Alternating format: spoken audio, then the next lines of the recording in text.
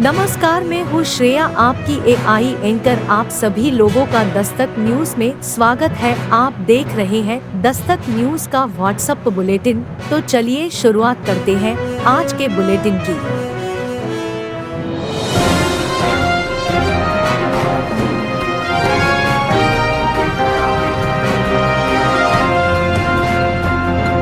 आप देख रहे हैं दस्तक न्यूज।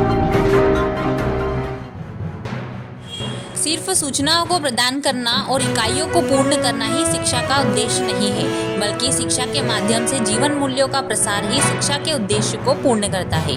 नैतिक शिक्षा के बिना हम इंजीनियर, डॉक्टर या उद्योगपति तो बन सकते हैं, किंतु राष्ट्र के निर्माता नहीं बन सकते।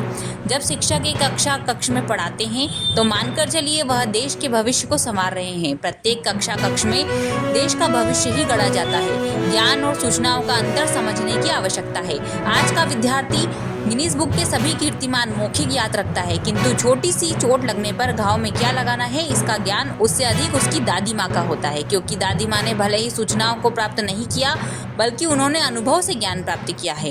यह विचार मध्य प्रदेश साहित्य अकादमी के निदेशक डॉक्टर विकास दवे ने भारतीय ज्ञानपीठ में आयोजित कर्मयोगी स्वर्गीय कृष्ण मंगल सिंह कुलश्रेष्ठ की प्रेरणा और पद्म भूषण डॉक्टर शिव मंगल सिंह सुमन की स्मृति में आयोजित 21वीं अखिल भारतीय सद्भावना व्याख्यान माला के शुभारंभ प्रसंग पर प्रमुख वक्ता के रूप में व्यक्त किए। उन्होंने कहा कि आज परम विद्वान माने जाने वाले पीएचडी प्राप्त शिक्षक जब कक्षा में प्रवेश करते हैं तो वह स्वयं को प्रश्न करने का अधिकार समझ लेते हैं और उत्तर विद्यार्थियों से पूछा जाता है। उत्तर न मिलने पर विद्यार्थियों को सजा का पात्र भी बनाया जाता है। यह व्यवस्था ठीक नहीं है। राष्ट्रीय शिक्षा नीति से बहुत उम्मीद है, इसे धरातल पर लाने का प्रयास करना चाहिए। समारोह की अध्यक्षता करते हुए विक्रम विश्वविद्यालय के कुलपति प्रोफेसर अखिलेश कुमार पांडे ने कहा कि लॉर्ड मेकाले की शिक्षा व्यवस्था युवाओं को चिंतन से दूर करती है। यह व्यवस्था पाश्चात्य की उपभोगवादी व्यवस्था की भावना पर बल देती है। इस व्यवस्था में राष्ट्र के सच्चे निर्माता नहीं निकल सकते। संयुक्त परिवार मूल्य आधारित शिक्षा की चलती फिरती लाइब्रेरी हुआ करते थे, किंतु दुर्भाग्य से यह व्यवस्था भी टूटती जा रही है। ऐसे में शिक्षा पद्धति का मूल्य आधारित होना बहुत आवश्यक है। व्याख्यानमाला के आरंभ में संस्थान के शिक्षिकाओं द्वारा सद्भावना गीतों की प्रस्तुति दी गई। वरिष्ठ स्वतंत्रता संग्राम सेनानी श्री प्रेम नारायण नागर, पूर्व संयुक्त संचालक शिक्षा श्री ब्रज किशोर शर्मा, संस्थान प्रमुख श्री युधिष्ठिर कुलश्रेष्ठ और संदीप कुलश्रेष्ठ सहित संस्थान के पदाधिकारियों द्वारा राष्ट्रपिता महात्मा गांधी, कवि कुलगुरु डॉक्टर शिव मंगल सिंह सुमन और कर्मयोगी स्वर्गीय श्री कृष्ण मंगल सिंह कुलश्रेष्ठ के प्रति श्रद्धांजलि अर्पित कर दीप प्रज्वलित किया गया। भारतीय ज्ञानपीठ के सद्भावना सभागृह में डिजिटल व्याख्यान माला को सुनने के लिए डॉक्टर शैलेंद्र पाराशार, आचार्य श्री राम दवे, लोकमान्य तिलक न्यास के कार्यपालन अधिकारी श्री गिरीश भालेराव, श्री खुशहाल सिंह वाधवा, श्री सत्यनारायण सोनक, प्रसिद्ध कबीर गायक श्री सुंदरलाल मालवी, श्री निर्मल भटनागर, श्रीमती तृप्ति भटनागर, श्री महावीर जैन, डॉक्टर रामसेवक सोनी सहित विभिन्न पत्रकारगण, शिक्षक जन एवं बौद्धिक जन उपस्थित थे। संचालन डॉक्टर गिरीश पंड्या जी द्वारा किया गया। कल दिनांक 6 दिसंबर को महाराष्ट्र के प्रख्यात समाज सेवी और वरिष्ठ नाट्यकर्मी माननीय श्री अमृत महाजन व्यापक दृष्टिकोण में गांधी विषय पर अपना व्याख्यान प्रस्तुत करेंगे। समारोह की अध्यक्षता संयुक्त आयुक्त मध्य प्रदेश शासन प्रख्यात साहित्यकार माननीय श्री प्रतीक सोनवलकर जी द्वारा की जाएगी। आप देख रहे हैं दस्तक न्यूज।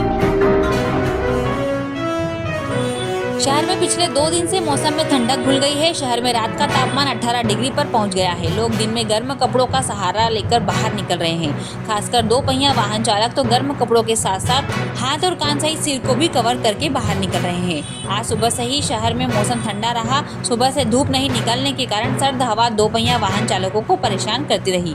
शासकीय जीवाजी वेधशाला के अधीक्षक डॉक्टर आरपी गुप्त ने बताया कि उत्तरी हवा का दौर शुरू नहीं हुआ है।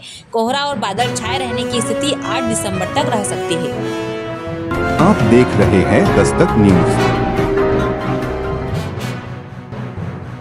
विश्व प्रसिद्ध महाकाल की नगरी, जिससे धार्मिक नगरी भी कहा जाता है, इस नगरी में आज काल भैरव जयंती पर भगवान काल भैरव का स्वर्ण के आभूषणों से विशेष श्रृंगार किया गया। सुबह से ही हजारों भक्तों का बाबा के मंदिर में एक झलक पाने के लिए तांता लगा रहा। काल भैरव मंदिर के पुजारी ऐश्वर्य चतुर्वेदी द्वारा बताया गया कि बाबा का जन्मोत्सव रात्रि से ही शुरू हो गया है। इस बार अष्टमी रात्रि 12:30 बजे से होने के कारण बाबा का रात में भव्य श्रृंगार कर पूजन, आरती और महाप्रसाद का आयोजन किया गया।